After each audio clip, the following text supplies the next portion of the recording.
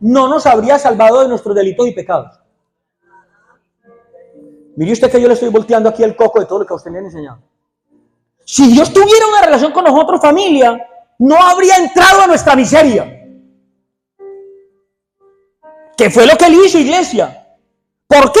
Porque el sujeto de su amor no lo amaba. Al contrario, le falló, le mintió y lo traicionó. ¿Alguien está entendiendo esto? Pero el Señor, por su eterna gracia, el Señor por su eterno amor y por su gracia maravillosa, dijo, como para ti es completamente imposible sostener una relación conmigo. Es más, se lo voy a decir de otra manera.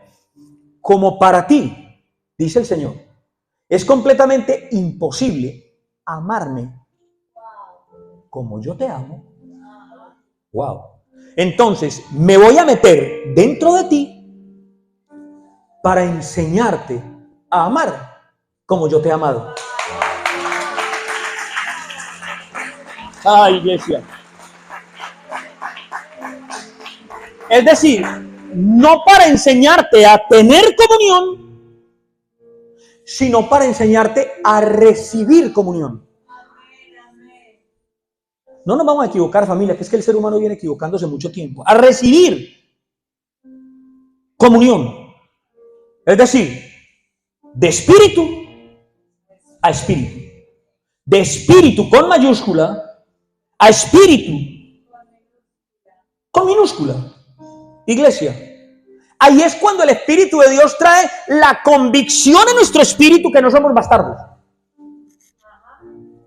Ahí es cuando el Espíritu de Dios trae la convicción a mi espíritu que yo no simplemente soy un pecador perdonado, sino que soy un hijo legítimo del reino, engendrado por la palabra de Dios para serme un rey y un sacerdote y un gobernante de su reino.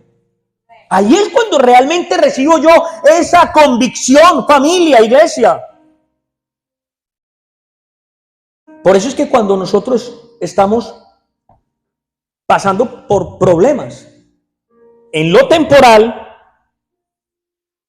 ese día que nosotros estamos diciendo, yo sé que todo me está saliendo mal porque es que ahora no tengo una buena relación con Dios. Yo hoy exhorto a la iglesia a dejar a un lado ese lenguaje. A dejar a un lado ese entendimiento, esa forma de entender las cosas y ese lenguaje. Porque según Pablo, lo único que está pasando es que estamos teniendo un día malo. Ya está. Pero usted lo lleva a otro nivel. Usted dice que usted tiene una mala relación con Dios. Usted no tiene relación con Dios. Es imposible. Simplemente un día malo. ¿Por qué? Porque nos salimos de la comunión. Mire, familia, esto es tremendo porque nosotros insistimos y siempre le estamos diciendo, no falte, no se pierda la palabra. Siga creciendo en este entendimiento que esto hace de usted no solamente el Hijo de Dios que Él está buscando, el gobernante que Él está conformando a la imagen de Cristo para su reino, ¿no? Hace una mejor persona, un mejor padre, una mejor madre, un mejor amigo, un mejor hermano, un mejor socio, un mejor negociante, un mejor viviente, una mejor persona para esta sociedad. Esto es importante entenderlo, familia.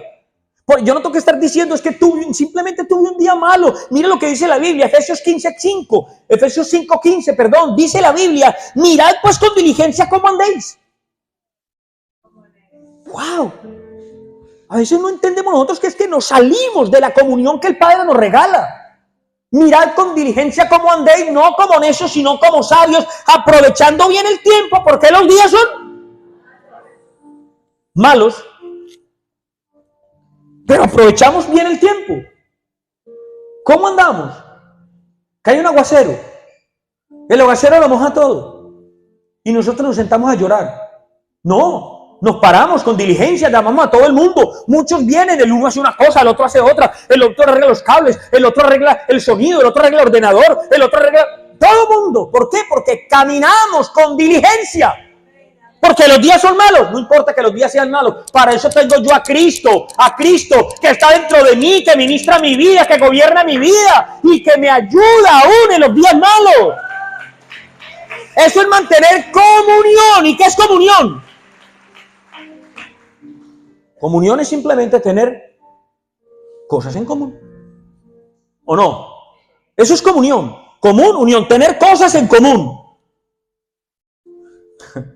Le voy a decir otra cosa que lo va a acabar de romper. Y absolutamente ningún ser humano puede afirmar que tiene comunión con Dios. Pero pastor, a ver, usted me está como enredando la piola.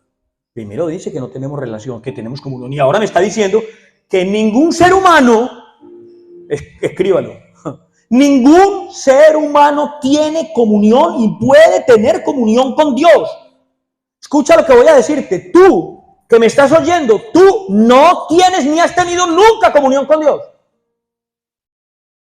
Pastora, líderes, los pastores que están aquí, usted no ha tenido comunión con Dios. Iglesia, es Dios el que tiene comunión con nosotros. Le estoy diciendo que comunión es cosas en común. Y acuérdese que Dios nos hizo a su imagen y semejanza, no nosotros a Él. Porque es que el hombre se ha equivocado. Algún filósofo de esos de la época de Sócrates decía que Dios no creó al hombre, que fue el hombre el que creó a Dios en su mente. ¿Cuántos han oído eso? Los filósofos han hablado muchas cosas. No, cuidado con eso. No se le olvide que fue Dios el que nos hizo a su imagen. Es decir, en su comunión, Él comparte sus cosas para convertirlas en algo común entre Él y nosotros. Entre ellas, su imagen, su semejanza. Y partiendo de ahí en Cristo, Él es el que tiene comunión con nosotros, iglesia. Él nos hizo a su imagen y semejanza. Por lo tanto, solo Dios nos puede dar a nosotros cosas en común. Solo Dios. Esas cosas que Él quiere entregarnos a nosotros para compartir con nosotros. Cuando yo empiezo a entender que no se trata de mí, se trata de Él. Cuando yo empiezo a entender que no se trata ni de la iglesia ni de la religión, hay una cantidad de cosas en las que el hombre se mueve. Todo esto es necesario, todo esto es lindo, pero se trata de Cristo. Él es el que nos da vida, Él es el que nos resucita, Él es el que nos vivifica, Él es el que nos levanta, Él es el que nos tiene sentados aquí con un propósito maravilloso.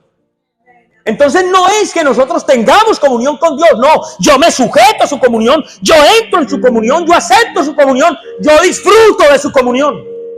¿Aló? ¿Lo estamos entendiendo? Esto es vital que lo entendamos, iglesia.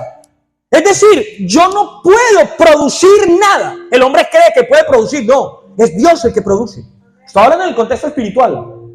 Yo no puedo producir, mi mente racional es tan limitada que no alcanza esas dimensiones. Eso no puedo producirlo yo me sujeto. Lo lindo de este asunto es que en Cristo Jesús Dios nos ha entregado el poder de entendimiento, el poder de decisión, el poder de sujeción, el poder de la fe. Él nos entregó la medida de fe para yo poder tener la capacidad de entrar en este concepto y entenderlo y vivirlo. De resto es imposible. Precisamente por lo que le estoy diciendo es que el mundo no puede tener ni siquiera acercarse, no puede porque no lo entienden. Pero yo cuando trasciendo este entendimiento y me sujeto, es decir, dejo aparte mi orgullo religioso, es que yo tengo relación con Dios. Es que yo tengo una comunión tremenda que no me gana nadie, porque yo, tengo mis rodillas llenas de costras. No, familia, bajémonos de esa nube. Aquí se trata de Dios. Aquí se trata de Cristo. Es agachar nuestra cabeza y decirle, Señor, me sujeto a ti, a tu palabra, a tu amor, al fruto de tu espíritu, a tu comunión.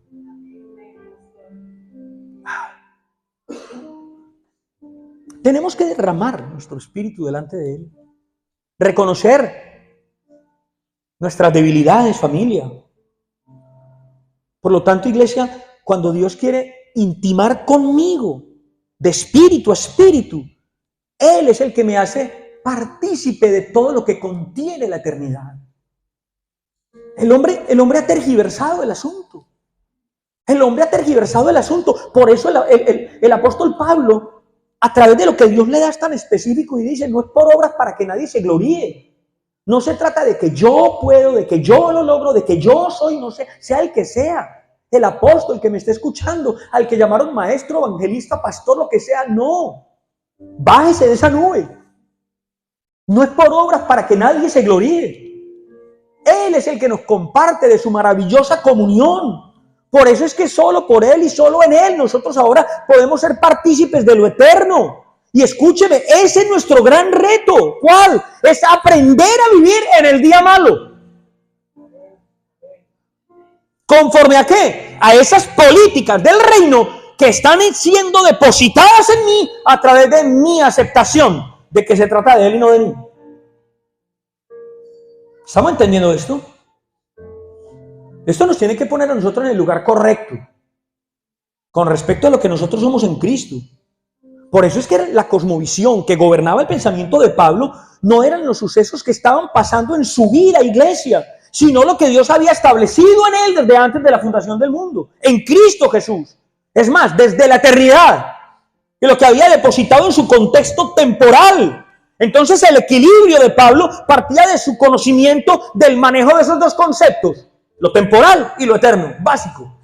Esto es elemental, importantísimo que lo entendamos y lo manejemos para poder ser buenos gobernantes y buenos administradores de la gracia. Y Pablo, de alguna manera su equilibrio y todo lo que él comparte sale de ahí. ¿Cómo manejaba él en su mente espiritual esos dos conceptos, el tiempo y la eternidad? Y era importante entenderlo porque él entendía, y sabemos nosotros que la palabra tiempo viene del griego cronos. Escuche bien, cronos. ¿Y el cronos habla de qué? Habla de la secuencia de los acontecimientos. De eso habla el cronos. Del paso secuencial, dice ahí, de los acontecimientos. Por eso es que nosotros tenemos un ¿qué? Reloj. ¿Por qué? Porque nosotros vivimos en el cronos. Y el reloj es para medir precisamente el paso secuencial de todo lo que sucede a nuestro alrededor. ¿O usted no sabe a qué hora llegó esta mañana? Usted sabe a qué hora llegó, sabe a qué hora se va, a qué hora se tiene que ir, a qué horas tiene que montar la olla para darle comida a los niños, a qué horas esto, a qué horas aquello, porque el reloj y el cronos nos llevan a eso. Usted sabe cuándo cumple años, cuándo se casó, cuándo se vino para España, cuándo piensa volver, por cuestiones de ¿qué? De el cronos. Es decir, nosotros medimos el tiempo o los acontecimientos secuenciales del tiempo a manera de ¿qué? Segundos, minutos, horas, días, semanas, meses, años, décadas, siglos, milenios, no sé qué más sigue. Pero ahí está la clave y eso es así. Eso no va a fallar nunca. Por eso, iglesia, es que el propósito de Dios, y escúcheme, nosotros lo conocemos en el cronos. Lo conocemos en el cronos, pero no proviene del cronos. No proviene del cronos, proviene de lo eterno. Es decir, se mete en el cronos, pero no proviene del cronos. No pertenece al cronos. Se mueve en el cronos, pero no depende del tiempo. No depende del cronos. Por eso, iglesia, es que en el cronos, en lo temporal, o escúcheme, pasan cosas que se salen de lo secuencial. A ver, el cronos marca algo que es secuencial. Y en términos racionales, eso no tiene por qué fallar. Es decir, en este momento son la 1 y dentro de 5 minutos van a ser la 1:05, ya está. ¿O no? Pero escúcheme, oiga lo que le voy a decir. No siempre es así. No siempre es así, iglesia. No siempre es así. A veces en el crono, en lo temporal, pasan cosas que se salen del orden secuencial. Es decir, no es exactamente como próximamente tiene que suceder. No es así, iglesia. A ver, se lo voy a explicar de esta manera. Dios mío.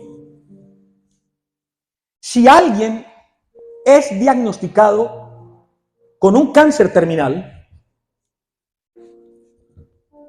lo próximo que va a pasar dentro de la lógica secuencial del cronos es que esa persona se muera. Ya está. Porque fue diagnosticado con un cáncer terminal. Pero si antes de que se muera ocurrió un milagro, ¿aló? Un milagro, el orden secuencial natural del cronos es alterado por el kairos. Escuche bien esto, familia. Es alterado por lo eterno.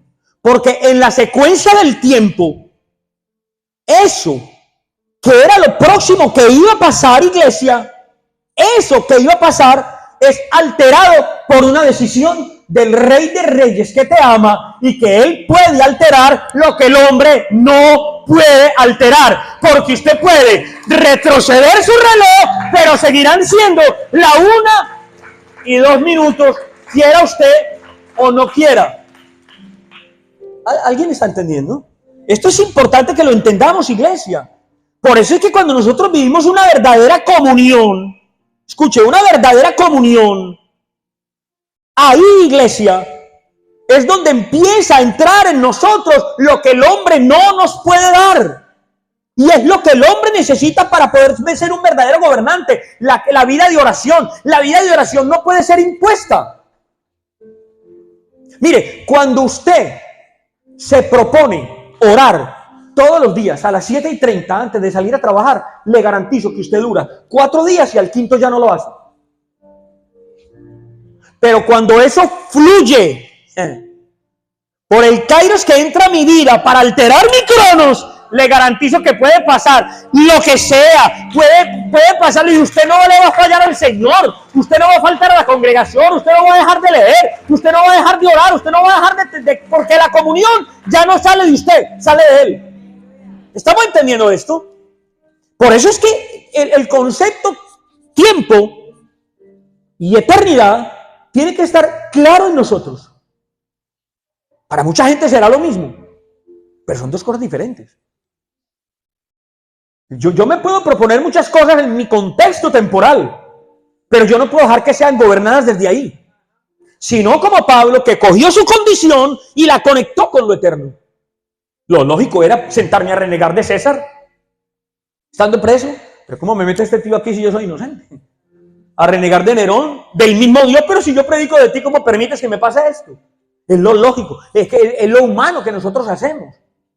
Así que la cosa no es tan complicada. Probablemente a veces hable yo con palabras que usted no entienda, no lo sé. Intento ser lo más claro posible, pero es sencillo. Coja todo lo que le está pasando a usted y conéctelo con lo eterno. Es decir, renuncie a lo que lógicamente y temporalmente el mundo haría. Y actúe de otra manera, por decisión. ¿Tengo este problema? Ok. Ahí es bueno decir lo que decía el abuelo, mientras más bravo el toro, mejor la corrida. ¿O no?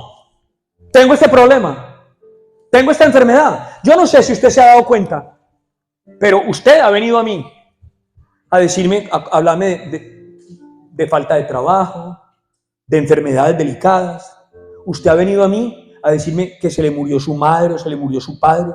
Y déjeme decirle yo, con todo respeto, porque a mí me ha pasado todo eso, usted nunca me ha visto a mí dándome golpes de pecho, ni dándome cabezazos en la pared. No porque no tenga misericordia ni no me interese por su situación. No, como decía mi amigo, al descontrario Graviel. Al contrario. Porque entiendo perfectamente que desde lo eterno, eso que tú estás sufriendo, cuando empieces a creer de verdad, ya está solucionado en Cristo. Ya está. Ya está. Sea lo que sea. Sea lo que sea, iglesia. Por lo tanto, suceden cosas en nuestra vida que se salen de lo programado en el cronos. Cosas que suceden en el paso del tiempo que no tienen explicación y eso se llama kairos. Diga conmigo, kairos. ¿Y qué es el kairos? Es el tiempo supremo. Es decir, es la medida de tiempo que se desprende de lo eterno, que se desprende del corazón de Dios, que se desprende de los planes de Dios. Y en esa medida, iglesia, de tiempo, los acontecimientos son atraídos. Escúcheme bien, todo lo que nos pasa en la vida son atraídos o a una crisis o a una bendición. Oiga esto. En ese entendimiento nuestro de lo que viene de lo eterno al tiempo, y estoy hablando del cronos a lo temporal, en esa medida los acontecimientos que suceden son atraídos a la crisis o a la bendición. Ahí es cuando empiezan a suceder las cosas sucesivamente. No sé si usted me está entendiendo. Claro, se muere el pez. Se muere el pez. Nos da tristeza. Llueve. Se rompe el techo. Cae la lluvia. Moja los ordenadores. Se daña el ordenador. Se daña lo otro. Se daña esto aquí, y uno dice, Dios mío, pero todo a la vez, llama al hermano, se me murió no sé quién, me está doliendo la rodilla, pastora, ¿qué hago? Y de pronto, ¡pim!, cambia el asunto, y viene el hombre, arregla el ordenador, y viene el otro, arregla los cables, y viene el otro, barre, limpia, y viene la otra, me bendice, y empiezan a pasar bendiciones, porque cuando yo desprendo lo mío, lo temporal, lo conecto con lo eterno, viene la bendición de Dios a actuar de una manera maravillosa en nuestras vidas. Administración de la gracia. Es decir, cuando el Kairos, por voluntad de Dios, penetra por comunión a mi vida, altera la secuencia del tiempo. Y las cosas empiezan a suceder de una manera secuencial en el Kairos. Pastor, eso suena muy bonito, pero eso ¿de qué me sirve a mí? Sencillo. La secuencia del tiempo nosotros no la podemos evitar. Pero cuando conocemos cómo funciona el Kairos, la podemos cambiar. Oh, iglesia, es secuencial. Mire, por eso cuando nuestro Señor Jesucristo, Jesús de Nazaret, dijo, el tiempo se ha cumplido, ¿se acuerdan? Eso está en Mateo capítulo 1, versículo 15. Cuando Él dijo, el tiempo se ha cumplido, está hablando del Kairos, búsquenlo. Ahí la palabra tiempo es la palabra Kairos. Pero escúcheme, inmediatamente, estoy hablando de una secuencia que viene de lo eterno. Él dijo, el tiempo se ha cumplido, pero inmediatamente dijo, el reino se ha acercado. Miren la secuencia. El tiempo se ha cumplido. Inmediatamente dice, el reino se ha acercado. Todo a la misma vez. El tiempo se ha cumplido, el reino se ha acercado y luego dice, arrepentidos. ¿Qué está diciendo? Como esto es tan complicado y para ustedes es tan difícil de entender, entonces cambien su mentalidad, porque arrepentidos ahí es metanoia. El Señor está diciendo, wow, como esto que mandé a este Señor que les dijera a ustedes no lo pueden entender, entonces arrepiéntanse para que lo entiendan. Es decir, cambien su manera de pensar. Ahí tenemos que entender que en ese contexto histórico Jesús le estaba hablando a los judíos. ¿Sí o no? Le estaba hablando a los judíos. Y era un pueblo que de una u otra manera, ¿qué estaba esperando? Estaban esperando la manifestación de las promesas del antiguo pacto. Estaba esperando que Dios de alguna manera le devolviera al pueblo de Israel el reino que había perdido. Pero estaba hablando del reino de Israel, iglesia. Y cuando hablamos del reino de Israel en ese contexto de lo que los judíos estaban esperando, estamos hablando de ¿qué? Del año del jubileo. ¿Cuántos acuerdan de eso? Los que conocen el antiguo pacto. El año del jubileo, la cancelación de las deudas, la paz, la justicia, volver a ser cabeza de naciones. Y les dice Pablo, todo lo que profetizó Isaías, todo lo que profetizó Jeremías, dice el Señor, ahora, en este mismo momento, lo están viendo ustedes manifestados en mí. Mire cómo manejaba el Señor la secuencia de los tiempos. Ahora, en mí. Gálatas 4:4 que dice, cuando vino el cumplimiento del tiempo, Dios envió a su Hijo nacido de mujer y nacido bajo la ley. Y esto es vital entenderlo. Porque en la secuencia de lo temporal, Israel estaba viviendo su propia historia, como la estamos viviendo nosotros. Pero en la secuencia de lo eterno, Dios tiene un plan de salvación. Dios tiene un plan de salud. Dios tiene un plan de prosperidad. Dios tiene un plan de bendición para la vida de cada uno de nosotros. Por eso dice, cuando vino el cumplimiento del tiempo, Dios envió a su Hijo, nacido de mujer y nacido bajo la ley. Nacido bajo la ley. ¿Para qué? Para que redimiese a los que estaban bajo la ley. Por lo tanto, nosotros que hemos venido dependiendo de la religión, dependiendo de las tradiciones y dependiendo de todas aquellas circunstancias que nos han pasado en el tiempo, ahora y en este mismo momento, tenemos que entender que Dios envió a su Hijo, nacido bajo las mismas circunstancias que te están haciendo sufrir. Miren lo bonito de todo este plan. Dios envía a su Hijo y lo hace nacer en las mismas circunstancias que tú estás viviendo. Porque Él también tuvo que salir de donde había nacido, irse a Egipto, recién nacido. ¡Aló! Así que Él conoce todo nuestro contexto de los que nos vinimos de Argentina, Ecuador, Venezuela, Perú para acá. Honduras, Costa Rica, México, yo no sé más. El Señor lo ha vivido todo, lo ha sufrido todo en el contexto de lo temporal, pero lo bonito de todo esto es cómo Él nos enseña a gobernarlo desde lo eterno. Hoy tienes una herramienta, hoy tienes un arma poderosa, invencible, incalculable, inimaginable para el mundo, incomprensible para la sociedad de hoy. Inentendible para los grandes pensadores, ilógico, ridículo, tonto, loco, estúpido, perdóname la expresión, pero es la realidad. Pero para ti es un arma incalculable que cuando lo aprendas a manejar, no hay pelea con tu esposa que te saque de casillas. Aleluya. Sí, señor. Claro. ¿Qué era lo que gobernaba la vida de Jesús? Y la gente te puede decir desde el punto de vista ¿de qué? Del razonamiento. Lo que gobernaba la vida de Jesús era algo sencillo, la paz que Él tenía. Bueno, la paz es uno más de los frutos del Espíritu, no del fruto del Espíritu, porque es solo un fruto del Espíritu. Pero es uno más que compone el fruto del Espíritu. Pero no era la paz, no era la tolerancia, no, ese tipo de cosas son el qué. Dijimos ahora de un principio que se llama causa-efecto. Pero la causa de Él es su propia naturaleza. Entonces, ¿a Él quién lo gobierna? Este entendimiento.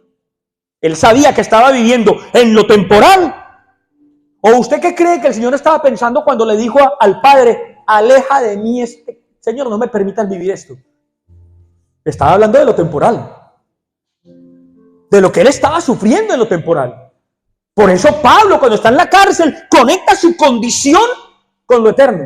Porque fue lo que enseñó, lo que aprendió de Cristo. ¿Cuál era su condición? Su condición, wow, ¿qué va a sentir usted si sabe que apenas salga de aquí lo van a crucificar y le van a meter clavos por aquí? Terror. Por eso cuando Él termina la oración dice, Señor, que no se haga mi voluntad, sino la tuya. Porque la voluntad de Dios parte de lo eterno y siempre es para bendición. Esto último que acabo de decir es la clave de todo este asunto. Esto último que acabo de decir es la clave de todo este asunto. Lo digo en virtud de que sé que todos y cada uno de nosotros pasamos procesos complicados. Todos y cada uno de nosotros pasamos por procesos difíciles, donde nos tenemos que enfrentar desde el punto de vista humano con una cantidad de circunstancias. Y siempre la pregunta es, ¿cómo hago esto? ¿Qué hago con esto?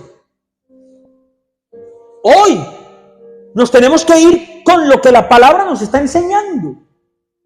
Y en el proceso de mi cotidianidad, yo aprender a conectar esa condición por la que estoy pasando. ¿Partiendo de qué? Del conocimiento que tengo de mi posición en Cristo. Claro que sí tenemos una posición en Cristo. ¿Cuál es mi posición frente al entender que Cristo me habita? Que todas las virtudes de aquel que nos amó las poseemos, están en nosotros. Porque la palabra de Dios dice que el Espíritu de Dios vino a morar y a hacer de nosotros su templo. Ahí empiezo yo a entender que lo que me está pasando no me tiene por qué gobernar. por la sencilla razón de lo que soy hoy en día en Él. Por eso quiero invitar a la iglesia hoy. Yo siempre lo digo, nosotros no podemos salir de aquí igual. Esto nos lleva a nosotros a tener una estructura en el espíritu de nuestra mente que domina sobre la razón. Y que de alguna manera se convierta en nuestra rutina. Que la razón se sujete al espíritu y no al contrario. Que a veces la lógica nos exige, nos lleva, nos pregunta, nos dice, nos empuja. ¡Wow! Y ahí es cuando tenemos que aprender a hacer la pausa. ¡Wow! Esto parece que me está... Y cada rato nos vemos Dios mío, nos vemos en la sin salida. Calma, calma, calma. Para el balón y mira alrededor, a ver. Calma. Dígale, Señor, me estoy dejando enredar la vida por circunstancias que no se comparan con lo que viviste tú, ni siquiera con lo que vivió Pablo. Permíteme conectar esto con lo eterno, con el propósito de Dios, que es de bendición para todos y cada uno de los que decidan trascender a ese entendimiento. Señor, te doy gracias por el poder de tu amor, por tu Cristo maravilloso que habita y vive en cada uno de nosotros. Te doy gracias, Señor, porque hoy entiendo que en mi propia debilidad mis relaciones están condicionadas al comportamiento de las personas, aún del mío, Señor. Y cuando el sujeto de mi amor, cuando el sujeto de mi relación falla, generalmente yo pienso mal, reniego, grito, o tal vez me sumerjo en la amargura, en la tristeza, en el dolor y en la decepción. Dios mío, enséñame a tener y a administrar las cosas en común que yo, partiendo de tu conocimiento, puedo brindar. Y que hoy recibo de ti y solo de ti, para poder decir, tenemos comunión con el Espíritu de Dios, porque el Espíritu de Dios a Él le ha placido hacernos a su imagen y conforme a su semejanza, y traer a nosotros cosas en común contigo.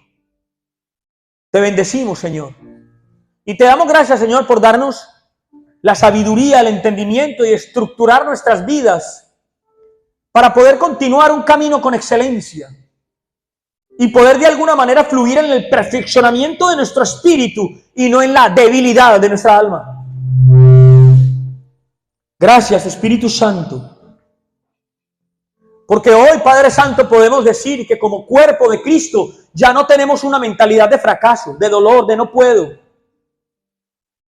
Hoy damos ese paso de fe porque entendemos que cuando damos un paso partiendo de tu voluntad, tú bendices lo que hacemos. Gracias, Espíritu Santo, por la palabra y por la presencia de tu Santo Espíritu hoy y todos los días de nuestra vida, en el poderoso nombre de nuestro Señor Jesucristo. Amén y amén. Amén.